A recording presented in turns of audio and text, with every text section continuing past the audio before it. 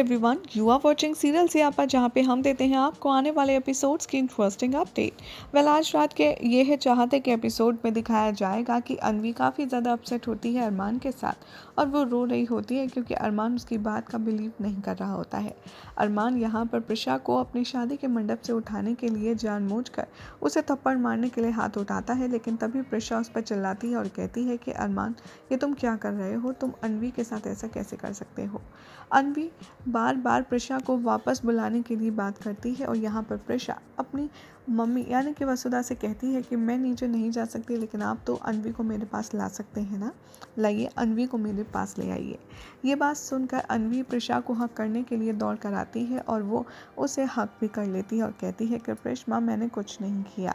प्रिशा उसे समझाती है और कहती है कि हाँ, मुझे पता है आपने कुछ नहीं किया, मेरी अन्वी कभी ऐसा कुछ कर ही नहीं सकती। साथ में रुद्राक्ष भी उसे प्यार करता है और कहता है कि वी ट्रस्ट यू।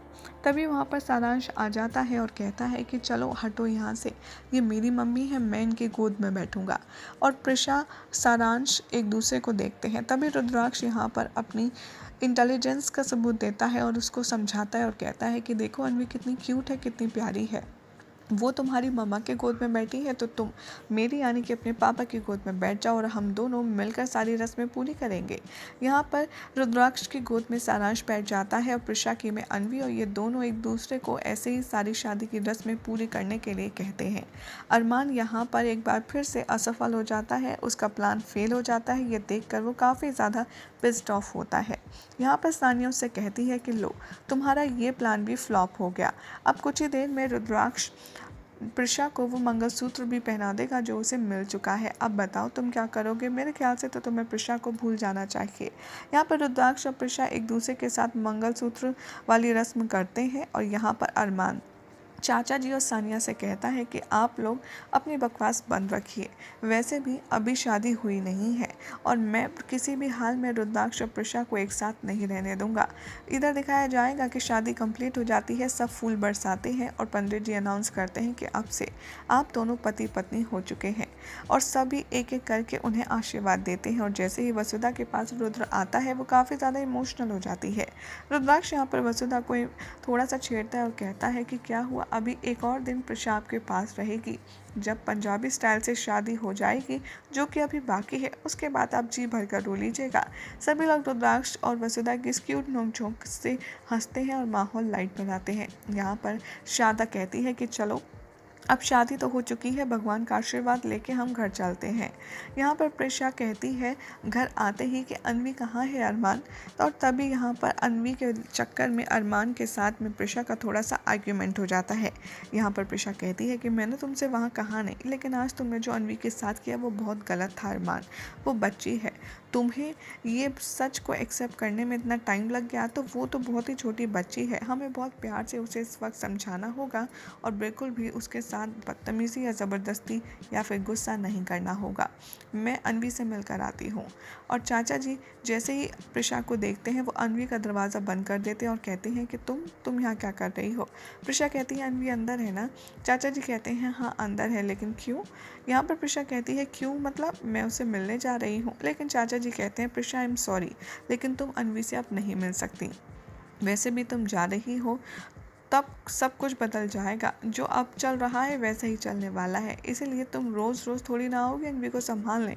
प्रिशा कहती है कि मैंने आपसे पहले भी कहा था मेरी घर बदल रहे हैं, रिश्ते नहीं। चाचा जी कहते हैं ओ कम ऑन प्रिशा, तुम भी जानती हो कि कोई भी दो नाव में सवारी नहीं कर सकता, इससे वो खुद तो डूबता ही है लेकिन साथ में अपने साथ उन सारे लोगों को भी लेकर डूबता है जो नाव में होते हैं। इसीलिए हमें बख्श दो और तुम अन्वी से दूर रहो, क्योंकि उसका ख्याल रखने के लिए तुम हमेशा तो यहाँ होगी नहीं, और चाहे तुम्हें अच्छा लगे या बुरा, लेकिन अब तुम्हारी फैमिली रुद्राक्ष है और सारांश है, अन्वी को ये बात समझनी पड़ेगी। तभी वहाँ पर सानिया आ जाती है और कहती है कि हाँ, और वैसे भी अब भूलो मत उसकी माँ यहाँ पर मौजूद है, थोड़े दिन में वो मुझसे भी तुम्हारी तरह प्यार करने लगेगी।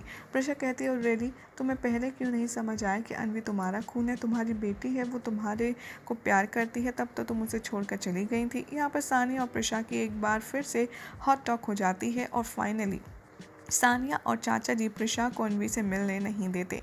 यहाँ पर दोनों डिस्कस कर रहे होते हैं कि अच्छा हुआ अरमान ने सही टाइम पर मुझे कॉल कर दिया। और फ्लैशबैक में दिखाया जाता है कि कैसे अरमान चाचा जी को हॉल से कॉल करता है और बोलता है कि प्रिशा को हर हाल में अन्वी से मिलने नहीं देना है, क्योंकि हमें अन्वी का गुस्सा, उसकी नफ़रत और बढ़ानी है, कम नहीं करनी है। अरमान यहाँ पर सेलिब्रेट करने के लिए आता है हॉल में रुद्राक्ष के साथ शैम्पेन बॉटल और ग्लासेस लेकर और कहता है कि चीयर्स टू प्रिशा एंड रुद्राक्ष। लेकिन मुझे अभी अभी एक बात का रियलाइजेशन हुआ रुद्र, तुम्हारी शादी तो हो गई लेकिन बैचलर्स पार्टी तो हुई ही नहीं। यहाँ पर रुद्र कहता है कि हाँ आई नो, लेकिन अब तो मैं शादीशुदा हो चुका हूँ तो अब तो बैचलर्स पार्टी का कोई लॉजिक ही नहीं बनता। अरमान कहता है अरे क्यों नहीं, हमें करनी चाहिए, बल्कि आज ही करनी चाहिए, लेकिन सिर्फ हम ही घर के फैमिली मेम्बर्स और कुछ पर्सनल और क्लोज फ्रेंड्स आप बुला सकते हो। रुद्र यहाँ पर कन्विंस होने ही वाला होता है, तभी यहाँ पर आ जाती है प्रिशा और कहती है कि नहीं, कोई बैचलर पार्टी नहीं होगी। और वो रुद्राक्ष और अपने पापा के बीच में आकर बैठ जाती है। अरमान कहता है कि क्यों, तुम्हें अपने रुद्राक्ष पर भरोसा नहीं है? तभी प्रिशा कहती है कि नहीं ऐसी बात नहीं है, लेकिन मुझे अच्छे से पता है कि बैचलर्स पार्टी में क्या होता है। यहाँ पर सानिया आती है और कहती है कम ऑन प्रिशा, रुद्राक्ष को जाने दो, ये उसका दिन है एंजॉय करने को, बल्कि मैं तो कहती हूँ हमें भी एक पार्टी प्लान करनी चाहिए। और यहाँ पर सानिया भी प्रिशा के साथ पार्टी प्लान करती है और यहाँ पर धीरे से सबको कन्विंस दोनों कर लेते हैं और अपने प्लान के लिए आगे बढ़ जाते हैं। और अरमान कहता है बहुत ही अच्छा जा रही हो सानिया, अब मैं तुम्हें बताऊंगा रुद्राक्ष की असली प्लानिंग क्या होती है। इधर दिखाया जाएगा कि अन्वी अपना सामान पैक कर रही होती है, तभी अरमान पहुंच जाता है और कहता है कि क्या हुआ बेटा, तुम कहीं जा रही हो? अन्वी कहती है कि हाँ मैं प्रिश्मा के साथ जाऊंगी और उन्हीं के साथ रहूंगी, आप गंदे हो। अरमान उसे सॉरी करता है और उसे मनाने की कोशिश करता है, लेकिन अन्वी काफ़ी ज़्यादा गुस्से में होती है। वो कहती है कि नहीं मैं जा रही हूँ। वैसे प्रिश्मा क्यों नहीं आई मुझे मनाने? अरमान कहता है क्योंकि अब वो अपने सारांश और अपने रुद्राक्ष हैंडसम अंकल के साथ बिजी है, इसलिए अब वो तुम्हारे पास नहीं आ पाएंगी और अब तुम्हें उनको छोड़ना पड़ेगा, भूलना पड़ेगा। अन्वी यहाँ पर चीखती है, चिल्लाती है और कहती है कि नहीं वो मेरी प्रिश्मा है, चाहे जो हो जाए, मैं उनके बिना नहीं रह सकती, मुझे प्रिश्मा के साथ ही रहना है।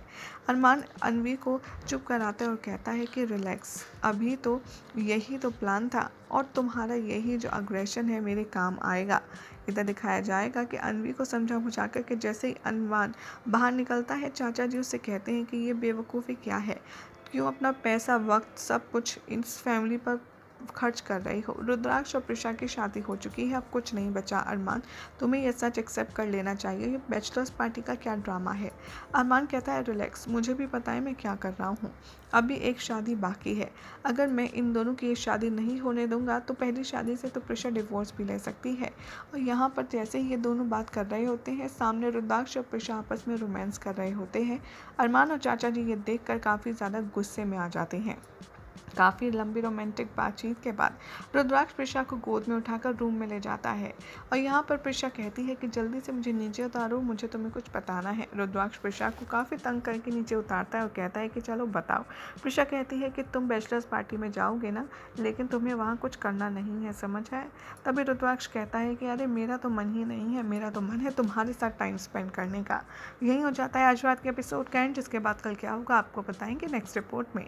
वेल ऐसी ही मज़ेदार अपडेट्स के लिए चैनल को सब्सक्राइब करें और इस वीडियो को लाइक शेयर करना ना भूलें।